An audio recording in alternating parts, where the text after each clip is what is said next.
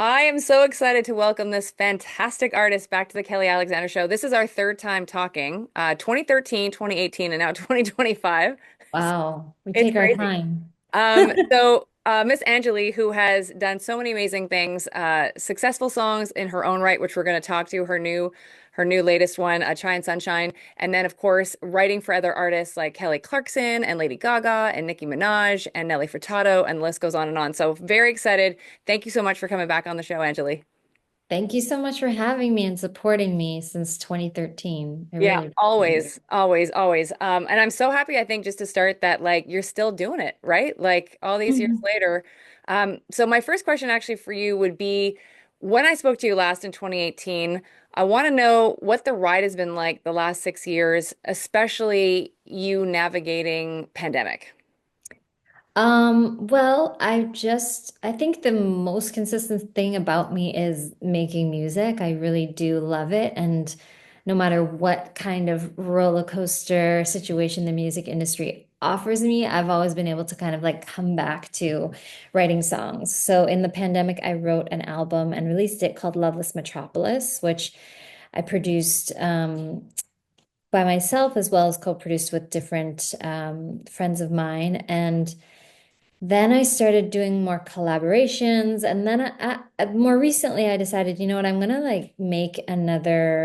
to start making a body of work that really expresses how I feel. Because I think sometimes when you're a professional songwriter or even probably a professional producer, you get into this world of living vicariously through these other artists and like, helping them build what they want to say and their world. And I was like, I love doing that. It's like one of my favorite things to do. But I also had this like little thing that started bubbling up in me, being like, I want to say something, you know? So that's kind of where Chai and Sunshine and these new songs came from. It was just talking about like how I feel and how I'm processing the world. And it's like I'm trying to create a little bit of peace and quiet in what feels like a very chaotic environment right now.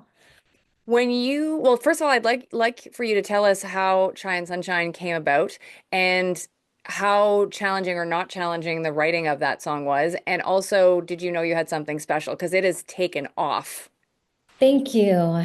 Yeah, I knew I had something special just because it really is my life philosophy, Chai and Sunshine. Like when things or what I aspire my life philosophy to be as well, right? Like when things throw you off, and again, like the entertainment industry is constantly changing. Music is on the front lines of defense. And so I've seen it through, when there was no TikTok or social media, and then when streaming came along, and now with the advent of social media being the main driver for promotion, like I've kind of like come through all these different eras and had to like sink or swim. And luckily I've been able to, tread water a little bit and figure it out. And so the song for me was it's kind of like my MO about how I've been able to deal and what my advice would be like to the younger artists that I'm working with or even myself when I was coming up, which is just to like, you know, hold true to your dreams and what you want, but also be authentic. You know what I mean? Like don't get so caught up in this chase that you lose yourself. And I think going through being on a really huge major label to being independent, I had to grapple with all of those things of, people having opinions on how I should have my hair and how I should dress and how I should sound and who I should work with and what my ethnicity meant my songs should sound like and all of that. I had to kind of just like shut off and just listen to what I really wanted to say. Now, when you got the word, and I'd love for you to tell us how you got the word that both Rihanna and Selena Gomez are fans of Chai and Sunshine. So tell us how you found out and what that meant to you. Well, Rihanna DM'd me and I made a whole song about it because I was that excited. And she said it was stuck in her head. And she also loved this other song I wrote called Things I Used to Know. And I was just, I mean, I had heard from her in the pandemic as well. We were just chatting a little bit, and I've always been a huge fan of hers. There was a song that I think back in the day, her label wanted, but my label wouldn't give it up and all that. So we had known, well, obviously everyone knows about Rihanna, but she had known about me through songwriting and through, submitting songs to her. And then we reconnected a little bit in the pandemic. And then when she heard my new songs, Things I Used to Know and Chai and Sunshine, she just really connected to what I was talking about, and she said it was like stuck in her head. And then she was giving me some A&R advice about um how to make the song even better. And I think that's the version that you guys are playing right now, which was to speed it up a little bit from 95 BPM to 97. And then yeah, she was like, it's a smash. And I just felt like it was such a incredible blessing and cosign. And then what I was already really promoting the song heavily because of all the reasons I talked about how much it meant to me. But having someone like her like it just gave me that extra bit of validation. And that was back in, I think it was August. And then from then, I really started going even harder, making all my videos. And then more recently, Selena Gomez premiered her Golden Globes look with the song. And that took it from, I think it was already at 18, climbing the charts. On Instagram, and then that took it from 18 to like 10 to 4 to 3 to 2, 1, like in 48 hours. What was that like, waking up to that news?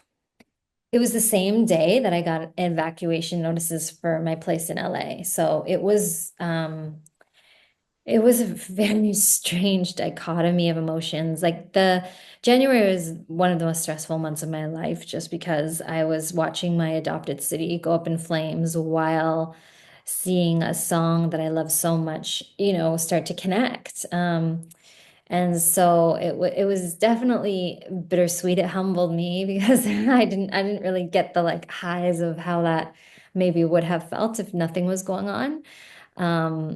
But I was just and still I'm just so grateful because this is completely independent music, and the fact that it's connecting in this way, and the fact that it's a pop song about meditating and all of that is really cool. What do you want to tell your Montreal fans? Because we have been with you, like I feel like since 2009, maybe longer, but it feels like when Brand New Chick came out, like it's just we've been with you forever. Oh, I appreciate that. I love Montrealers, man. Like anytime I'm working with someone and they tell me they're from Montreal, I know they're gonna have that extra special sauce because I feel like Montreal Canadians have this like I don't know. It's like it's a little it's as a writer and observer and a person interested in that craft, I'm very interested in when people have an outlook of the world that's a little bit different. And I feel like that breeds a lot of creativity. And a lot of that comes from your background and how you were raised and where you come from and all of that. So I think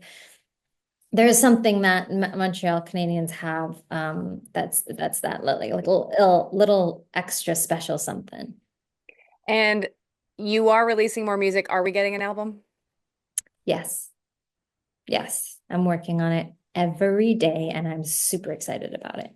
And I'm Amazing. testing it. I'd love to know too what you think. Like if there's this snippet that I post that you like, please like heart it or tell me or something. Thank you so much for doing this and always wishing you the best.